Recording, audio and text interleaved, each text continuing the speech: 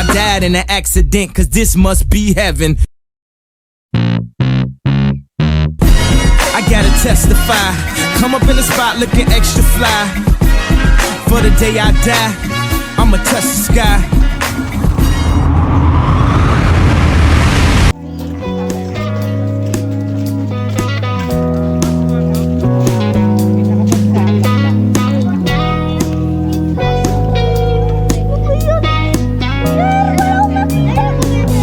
Yung dalawang kingdom na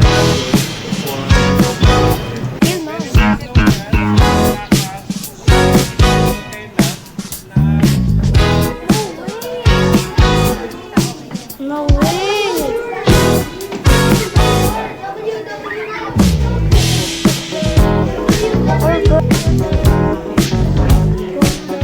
What's up mga guys? Ito pala si Nicolai Cipriano.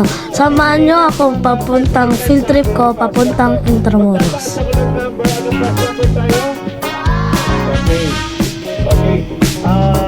Later na lang pagka medyo na-info na yung mga question natin. Pwede tayo natin.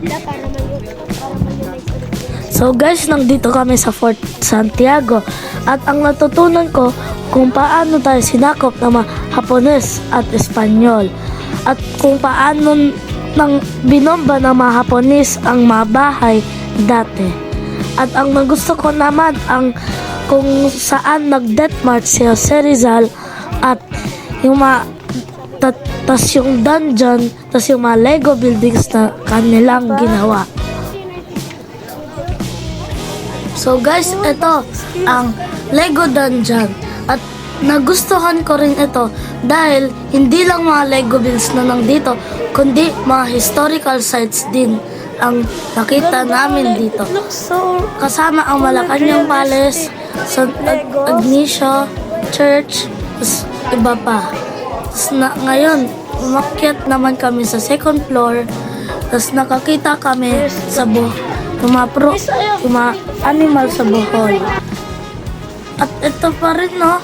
Mga Lego, ganun.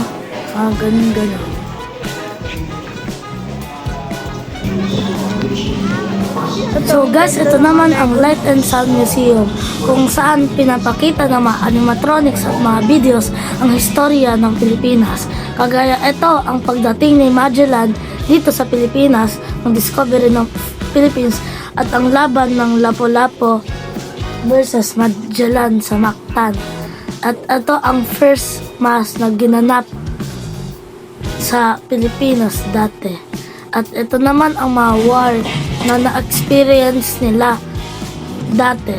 Tapos ito mga tatlong pare na pinapangalan din ang Gomburza. Tapos yan naman ang mga ang mga animatronic na nagsasabi ayaw na nila ng mga war. At gusto nilang maging independent na ang buong Pilipinas. So yan naman mga guys. Yan lang yung nasa Ensan Museum. At kung pumunta ka rin dyan, may matutunan ka pang mga iba.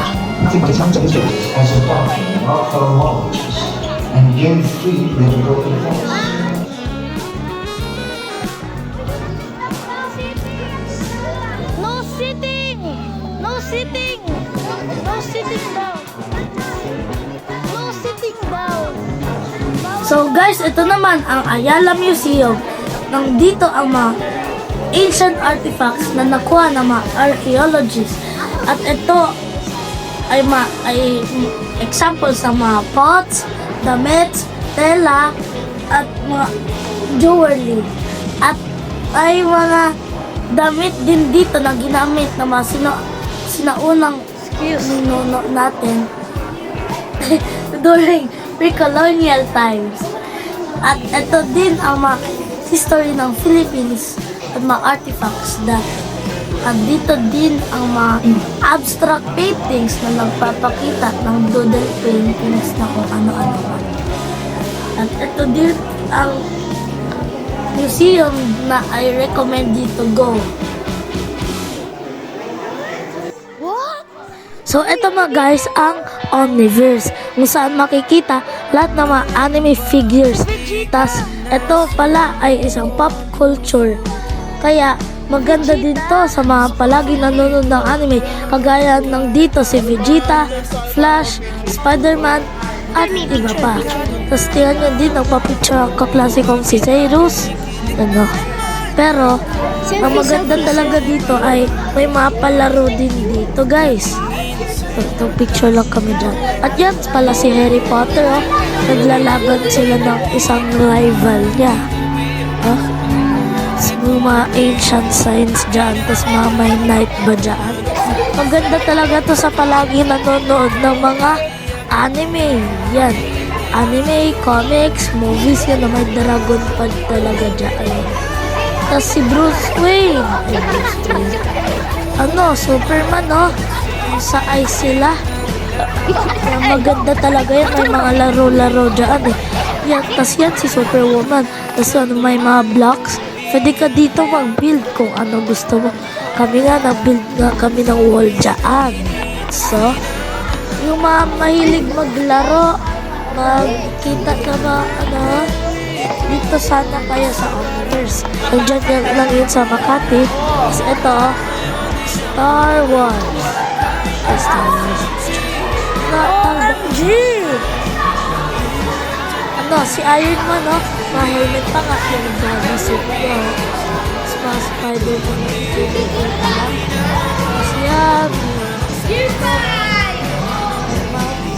Hey, yo! Tapos yan si Nami. Si, ano?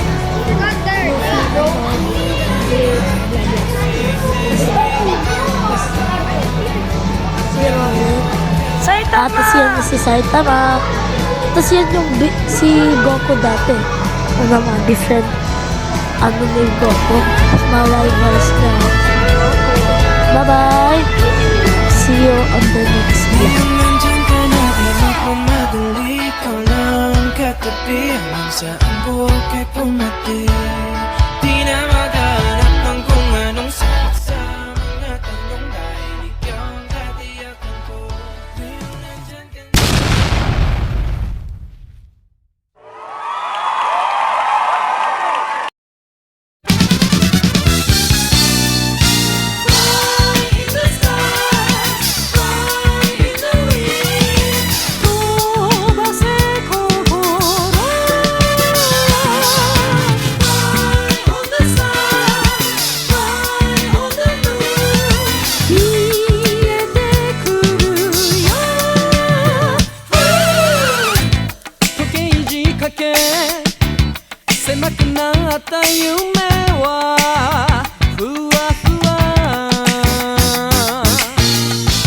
Halambanjo, king pika pika fan.